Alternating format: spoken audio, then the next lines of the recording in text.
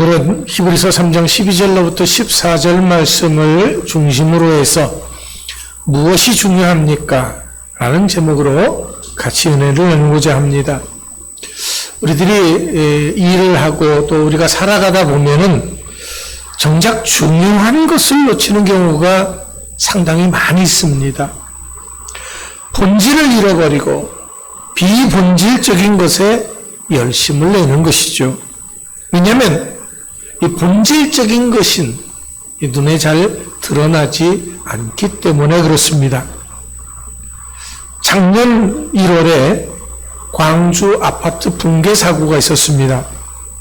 그러니까 작년 1월 11일 화요일 오후 3시 46분경에 광주광역시 서구 화정동에서 HDC 현대산업개발이 공사 중이던 광주 화정 아이파크 2단지 201동의 23층서부터 3층, 8층의 대부분이 붕괴한 사고였습니다.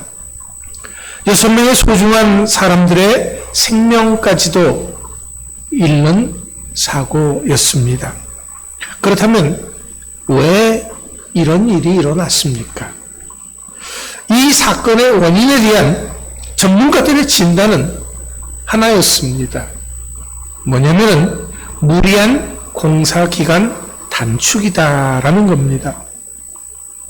입주 예정일에 맞추기 위해서 서둘러 작업을 하다 보니까 겨울철임에도 불구하고 콘크리트가 채 굳기도 전에 다시 타설해서 결국 무게를 견디지 못하고 무너진 것이죠. 사실 작업자들의 잘못은 없습니다. 왜냐하면 그들은 지금 추운 겨울날임에도 쉬지 않고 열심히 일한 죄밖에는 없었습니다. 이들은 일하기 시켜도 일하기 싫어도 하라고 시키면은 어쩔 수 없이 해야 되는 사람들인 것이죠. 일을 시키는 사람들도 물론 나름대로의 이유가 있습니다. 일을 시키는 사람들의 입장에서 보면은 이 아파트를 거기까지 이제 오기까지 여러 가지 일들이 있어서 굉장히 공사가 늦어졌다라는 거예요. 그런데 이제 입주 예정일을 맞춰야 되는데 그 입주 예정일을 맞추지 못하면 총 공사비의 0.1%씩 하루에 물어야 된다고 합니다. 그러면 총 공사비가 얼마인지는 제가 잘 몰라도 자우지간 하루에 물어야 할 것이 한 10억 정도 된다고 합니다. 그러니까 공사가 늦어지면 늦어질수록 하루에 10억 원씩 이제 이익 볼 것에서 손해가 나기 시작하는 거지요. 물론 입주 예정자들도 어려움을 당하는 것은 마찬가지입니다.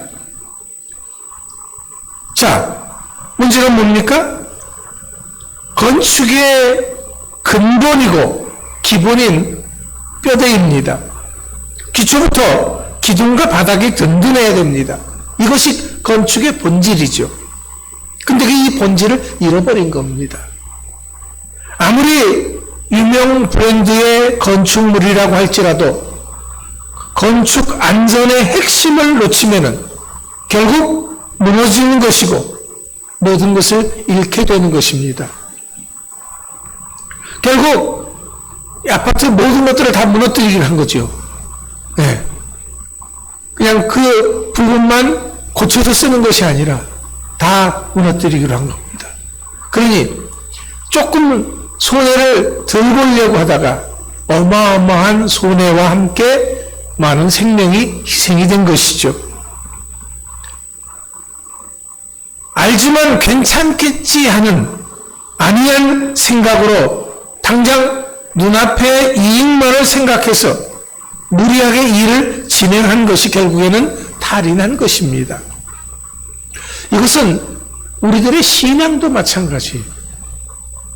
신앙의 기본, 신앙의 근본을 잊어버리고 다른 것에 열심을 낸다면 그것은 본인도 힘들고 다른 사람들까지도 힘들게 만드는 원인이 되는 것입니다. 결국에는 신앙을 잃어버리게 되는 것이고 하나님을 등지게 되는 결과를 초래하는 것입니다. 이렇게 신앙의 근본을 잃어버리고 살아가다가 예수님에게 혼인한 사람들이 있습니다. 자, 그들이 누굽니까? 바리새인과 서기관들이었습니다. 이들은 당시 종교 지도자들입니다. 가장 열심히 있는 신앙인의 표본이 되는 사람입니다. 이들은 정기적으로 금식하고 기도하는 아주 훌륭한 신앙인들이었습니다. 하지만 이들의 이런 열심이 예수님에게 인정받지를 못했습니다. 하나님이 예수님을 통해서 예비하신 그 모든 축복들을 하나도 누리지 못했습니다. 왜? 바로 이들이 신앙의 핵심을 놓쳤기 때문에 그렇습니다. 여러분, 신앙의 핵심이 뭡니까? 말씀입니다. 이 말씀의 핵심이 또 뭡니까? 하나님의 뜻이지요. 그렇기 때문에 하나님의 말씀에 무엇을 하라고 하면은 분명히 다 이유가 있는 것입니다.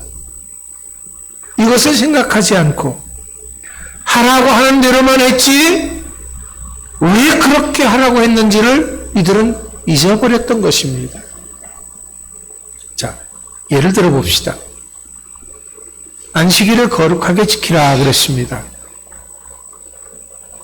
그러면 이 안식일의 의미가 뭔지 알아야지 거룩하게 지킬 수가 있는 거죠. 그런데 이 안식일의 의미는 생각하지 않고 지키는 것에 초점을 맞췄다라는 거예요. 본질이 아닌 비본질적인 것에 초점을 맞추게 된 것입니다. 그냥 아무것도 안 하고 쉬면 되는 걸로 알았던 거예요. 예배를 안 드리는 것에 만족을 했던 것입니다. 하지만 이 안식일의 참 의미는 하던 일을 멈추고 나의 모든 것을 존재케 하신 하나님께 감사하고 예배를 드리는 것이죠. 하나님께 영광을 돌리는 것입니다. 그것도 나 혼자만이 아니라 온 가족이 그렇게 할 수 있도록 뒷받침해 줘야 합니다. 다른 어려운 사람들까지도 함께 할 수 있도록 배려를 해야 하는 것이죠. 이렇게 나와 함께하는 모든 사람들이 쉬면서 예배드리는 이것이 안식일의 참 의미였습니다. 그런데 바리새인과 서기관들 이들은 안식일을 지키는 열심은 있었지만 이것을 지키는 의미를 상실했던 것입니다. 그래서 혼인한 거죠. 우리들도 주일날 이렇게 예배드리는 의미가 뭡니까? 단지 예배드리는 이것에 만족한다면 오늘 내가 하나님께 예배드렸으니까 내 할 거 다 했다 생각한다면 이거는 바리새인과 서기관들과 똑같은 거죠.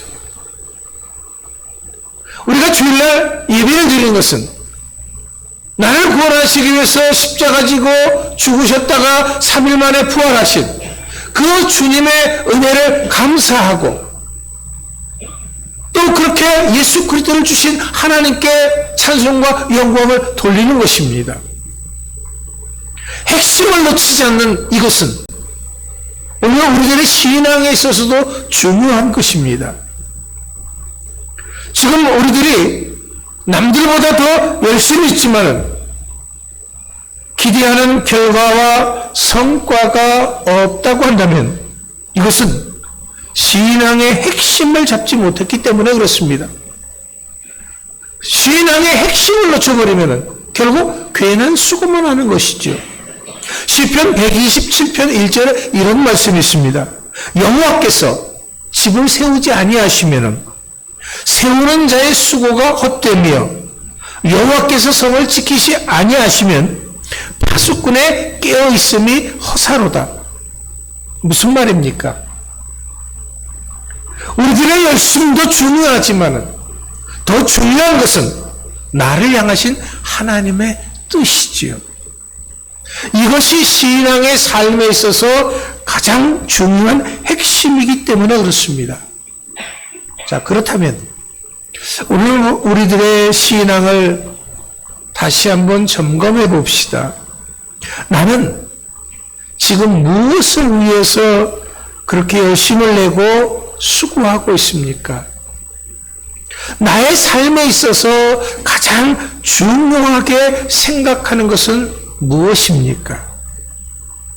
나의 가장 많은 시간과 물질을 투자하는 곳은 어디입니까? 세상은, 악한 사탄 마귀는 우리가 바른 신앙생활을 하지 못하게 방해합니다. 우리가 신앙의 참 의미를 생각하고 그 의미를 찾아서 하나님께 영광 돌리는 일에 열심을 내지 못하도록 만든다라는 겁니다. 열심을 내더라도 본질을 잃어버리게 만듭니다. 중요한 것을 놓치고 중요하지 않는 그것에 열심을 내게 만든다라는 거죠. 여러분, 속지 마시기 바랍니다. 오늘 본문 12절 말씀을 보면 이런 말씀이 있습니다. 형제들아, 너희는 삼가 혹 너희 중에 누가 믿지 아니하는 악한 마음을 품고 살아계신 하나님에게서 떨어질까 조심할 것이요. 이 말씀은 단지 조심했으면 좋겠다라고 하는 그런 권면이 아닙니다. 반드시 조심해야 한다고 하는 그런 경고이고 명령입니다. 항상 문제는 우리 신앙 바깥에 있는 사람들에게서가 아니라 함께하는 사람들에게서 발생을 합니다. 이들은 내가 뭔가 열심을 내려고 하면 그 열심을 내지 못하게 방해를 한다라는 거죠. 그래서 너희 중에 누가라고 이렇게 표현을 한 것입니다. 그리고 이렇게 우리가 신앙에 있어서 열심을 내려고 하는데 방해를 하는 그런 것들, 그런 행동을 악하다라고 표현을 하고 있습니다.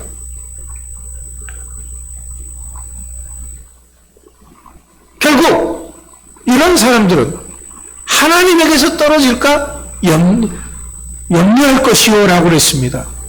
이것은 마치 민수기 14장에서처럼 옛날 출애굽한 이스라엘 백성들이 애굽으로 다시 돌아가려고 하는 것과 마찬가지입니다.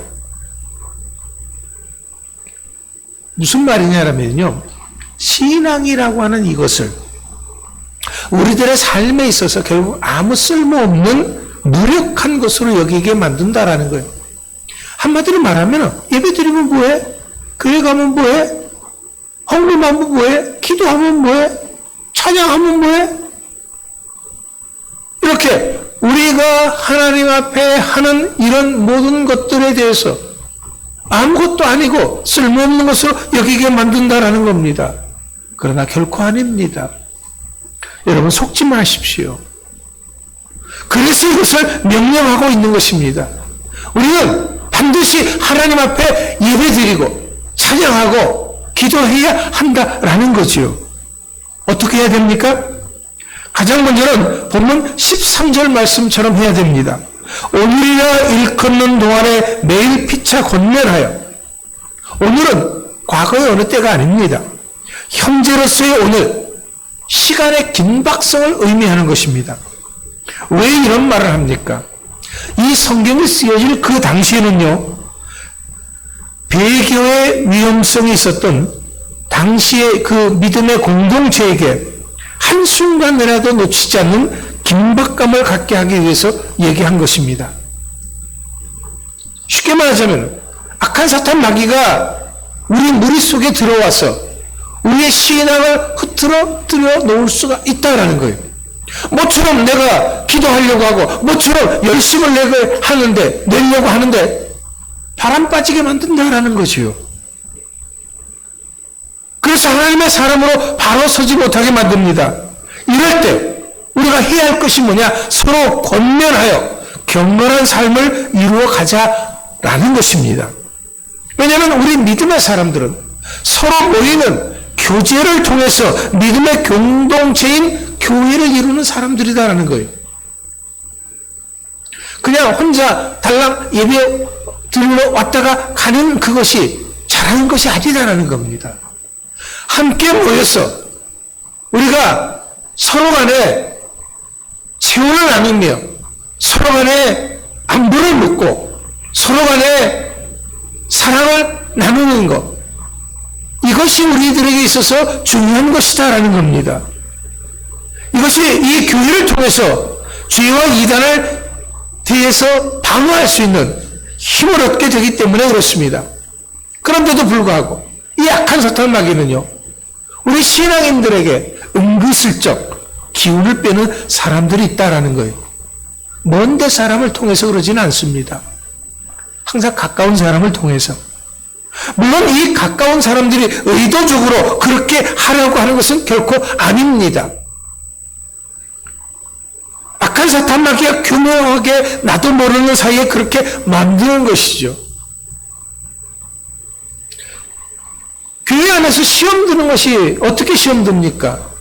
어떤 큰 대판 싸움을 해서 시험 듣는 거 아니잖아요. 작은 말씨 하나에 시험이 들어요. 작은 행동 하나에 시험이 들어요.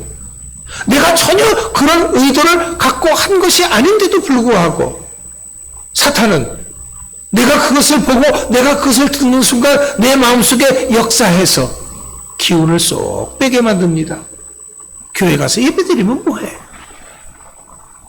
예, 그렇게 만든다라는 거예요.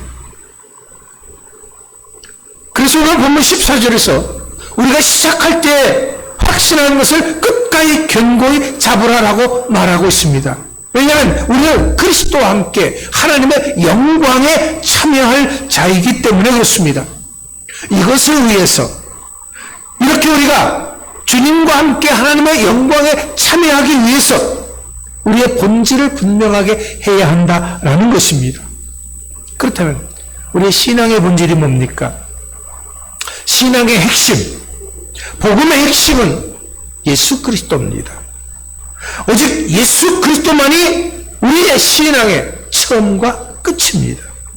그래서 마가복음 1장 1절 말씀에서 하나님의 아들 예수 그리스도의 복음의 시작이다라고 말씀하셨습니다. 복음의 시작이 예수 그리스도다라는 거죠. 예수님은 우리를 부르시고 우리를 죄에서 구원하신 분입니다. 그래서 로마서 6장 4절에서 이렇게 말씀하십니다. 그러므로 우리가 그의 죽으심과 합하여 세례를 받음으로 그와 함께 장사되었나니 이는 아버지의 영광으로 말미암아 그리스도를 죽은 자 가운데서 살리심과 같이 우리로 또한 새 생명 가운데서 행하게 하려 함이라. 그렇습니다. 예수님께서 우리를 죄에서 구원하신 것은 새 생명 가운데서 행하게 하기 위함이다라고 말씀하고 있습니다.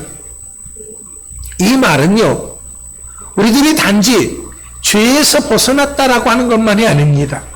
적극적으로 이제 믿음 가운데서 의의 영역에서 살게 되었음을 의미하는 것이고, 요한복음 10장 10절에서 예수님께서 이 세상에 오신 것은 양으로 생명을 얻게 하고 더 풍성히 얻게 하려나 그런 말씀과 맥을 같이 하는 것입니다.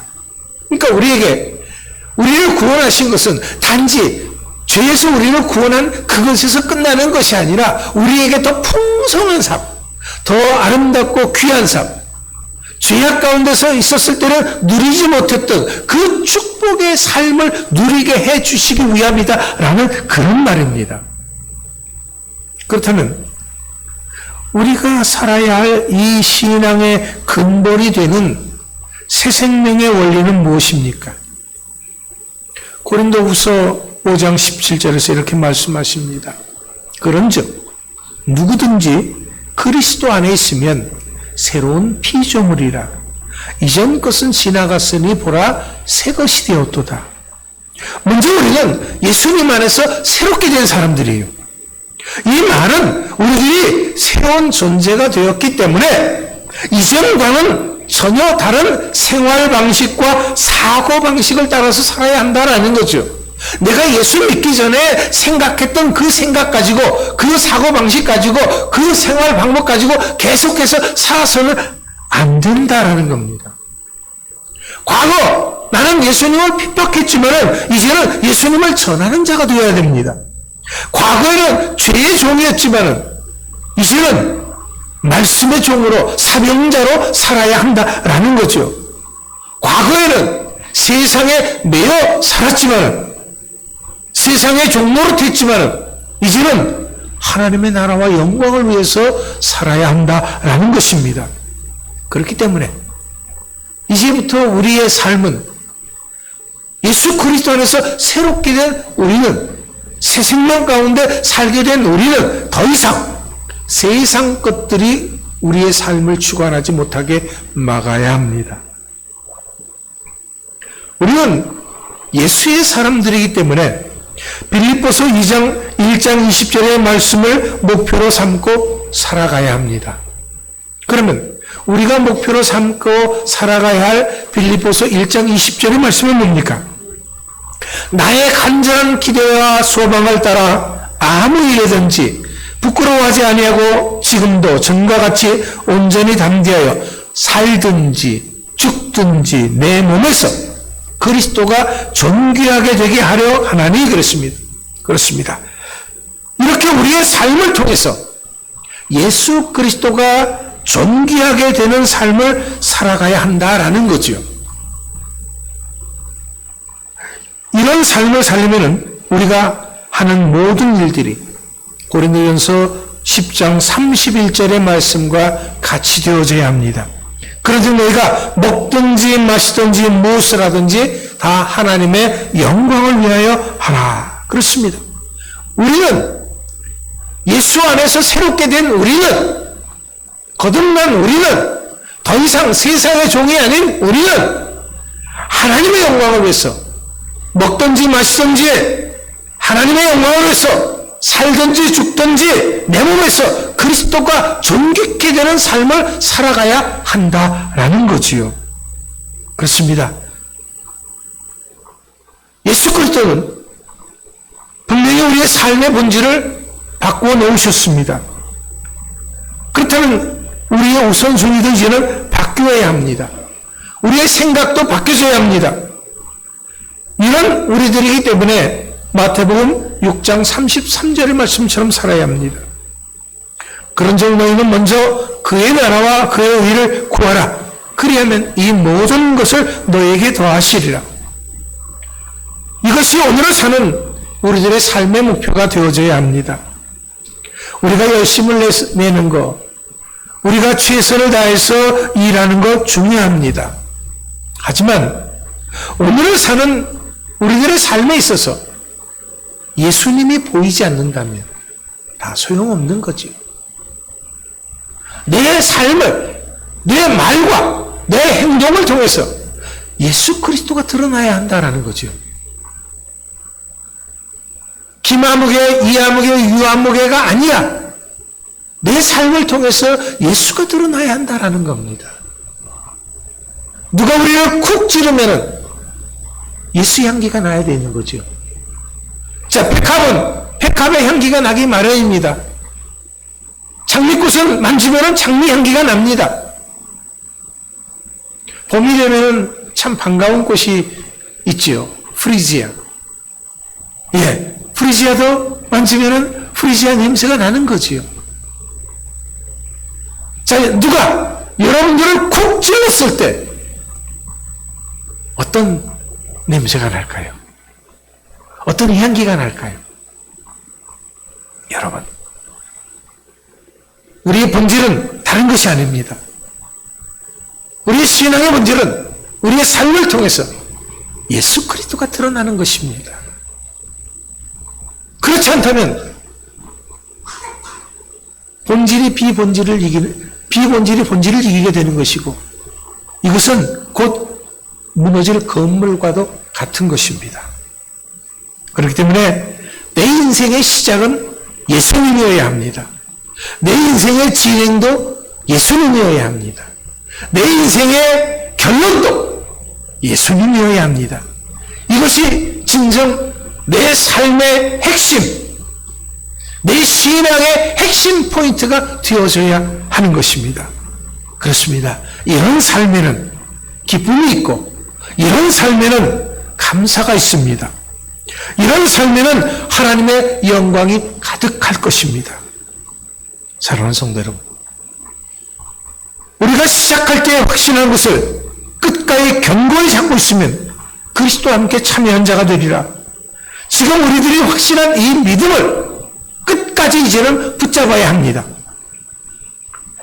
그렇게 해서 반드시 예수 그리스도와 함께 하나님의 영광에 참여한 자가 되어야 하는 것입니다. 사랑하는 성도 여러분, 뭐가 중요합니까? 우리가 신앙의 본질을 잃어버린다고 한다면 그것은 삶의 본질을 잃어버린 것과 마찬가지입니다. 그러면 결국 우리들의 삶의 모든 것이 무너져 내리고 말 것입니다.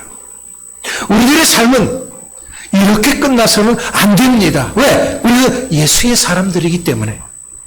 그렇기 때문에 이제부터 우리는 오직 하나님 나라와 그 영광을 위해서 먼저 그 나라와 의를 구하는 여러분 모두가 될 수 있기를 간절히 축원합니다. 기도하겠습니다.